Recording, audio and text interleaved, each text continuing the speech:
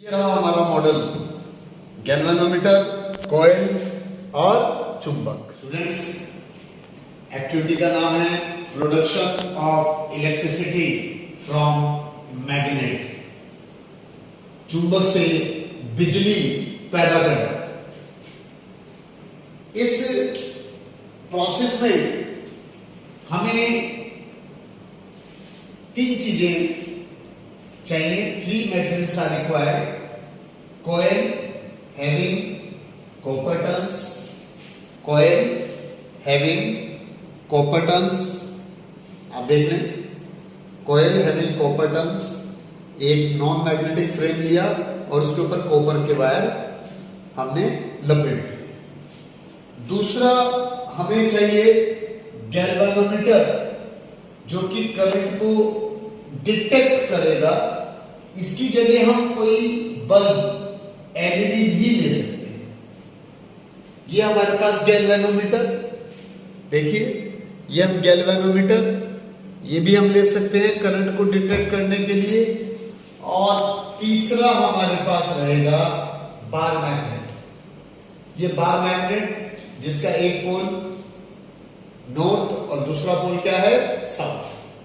ये 3 चीजें हमारे पास रहेंगी और इन 3 चीजों से, इन 3 मटेरियल से हम क्या बना सकते हैं, production of electricity from magnet. लेकिन इस एक्सपेरिमेंट को करने से पहले मैं आपको बताना चाहूंगा कि इसके पीछे प्रिंसिपल क्या है। हम सब ने Faraday law of electromagnetic induction पढ़ा है और सुना भी है, क्लास 10th में भी है और क्लास 12th में। स्टूडेंट्स, इसका प्रिंसिपल है electromagnetic induction. Electromagnetic induction is the phenomena when magnetic flux linked with coil chains current is produced. Students, जब हम किसी मैग्नेट को तेजी से कॉइल की ओर ले जाते हैं, तेजी से कॉइल की ओर ले जाते हैं, तो गैल्वेनोमीटर डिफ्लेक्शन शो करता है।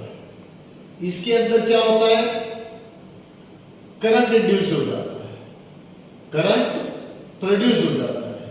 और इस करंट के प्रोडक्शन से गैल्वेनोमीटर क्या शो करता है, डिफ्लेक्शन शो करता है। हम गैल्वेनोमीटर की जगह एक छोटा सा बल्ब भी लगा सकते हैं और जब हम तेजी से मैग्नेट को कॉइल की ओर ले जाएंगे तो बल्ब ग्लो करेगा। या फिर अगर हम तेजी से मैग्नेट को कॉइल से दूर ले जाते हैं तो भी करंट प्रोड्यूस होगा, बट इन अपोजिट डायरेक्शन, और अगर हम यहां बल्ब लगा दें तो बल्ब भी ग्लो करेगा,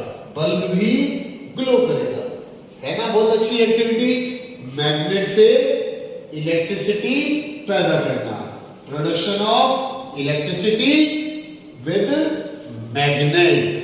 ठीक है, आइए इस मॉडल को, इस एक्टिविटी को हम कैसे बनाएंगे और कैसे करके हम अपने टीचर्स को दिखा सकते हैं, आइए हम अब इसको समझते हैं। विद्यार्थियों, चुंबक से बिजली पैदा करने के लिए हमने एक नॉन मैग्नेटिक फ्रेम लिया और उसके ऊपर बहुत सारे कॉपर के टर्न ले लिए। विद्यार्थियों, हम ध्यान रखेंगे, जितने ज्यादा कॉपर के टर्न्स होंगे उतनी ज्यादा मैग्नेटिक फ्लक्स चेंज होगा और उतनी ज्यादा इलेक्ट्रिसिटी प्रोड्यूस होगी। तो आप ध्यान रखें, कॉपर के टर्न्स ज्यादा से ज्यादा हो। चित्र में जैसा कि मैंने आपको दिखाया, मैग्नेट, वो जो हमारा मैग्नेट है वो ये रहा बार मैग्नेट, ठीक है। और ये रहा गैल्वेनोमीटर। मैंने यहाँ बल्ब का प्रयोग नहीं किया है, मैंने गैल्वेनोमीटर का प्रयोग किया है।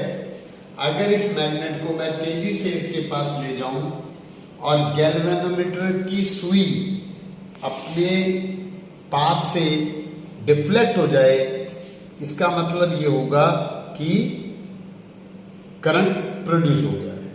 तो विद्यार्थियों ध्यान रखेंगे, कभी भी हम मैग्नेट को जब यहां लाएंगे, ऐसे लाएंगे, तो करंट प्रोड्यूस नहीं होगा। हम क्या करेंगे, इस नॉन मैग्नेटिक फ्रेम के अंदर मैग्नेट को डाल दिया, और मैग्नेट को डालने के बाद आप बहुत ध्यान से गैल्वेनोमीटर और मेरे इसको देखें। जब मैं इसको हिलाता हूं तो गैल्वेनोमीटर की निडल तेजी से मूव कर रही है। इट मीन्स मैग्नेट के मोशन से इलेक्ट्रिसिटी प्रोड्यूस हो रही है। हम गैल्वेनोमीटर की जगह बल्ब भी ले सकते हैं, और हम इस तरह से जब मैग्नेट को मूव कराएंगे तो बल्ब ग्लो करेगा, यानी मैग्नेट से इलेक्ट्रिसिटी प्रोड्यूस हो गई। उसका मेन कारण क्या है, इस कोयल के साथ जब मैग्नेट को पास में लाते हैं तो इस कोयल के अंदर मैग्नेटिक फ्लक्स चेंज हो जाता है। मैं आपको ब्लैक बोर्ड पर ले चलता हूं और बताता हूं मैग्नेटिक फ्लक्स किस तरह से चेंज होता है। जब मैं मैग्नेट को कोयल के पास लाता हूं तो मैग्नेटिक लाइंस ऑफ फोर्स इसके साथ लिंक्ड होती है। जैसे जैसे ये पास में आता है, मैग्नेट पास में आता है, magnetic lines of force linked with coil changes and current is produced। जब मैं दूर ले जाता हूं तो मैग्नेटिक लाइंस ऑफ फोर्स कम होती चली जाती है, इसके साथ जो लिंक है वो कम होती चली जाती है, और जब मैग्नेटिक फ्लक्स कम होता है, मैग्नेटिक फ्लक्स चेंज हो रहा है, तो करंट इज प्रोड्यूस्ड। इस तरह से एक छोटी सी बहुत आसान एक्टिविटी है जिसको हम क्लास 10 या क्लास 12th में अपने स्कूल में टीचर्स को करके दिखा सकते हैं, और इसके ऊपर बहुत अच्छा प्रोजेक्ट भी बना सकते हैं। थैंक यू स्टूडेंट्स, मेरे चैनल को सब्सक्राइब जरूर करें, and thank you very much.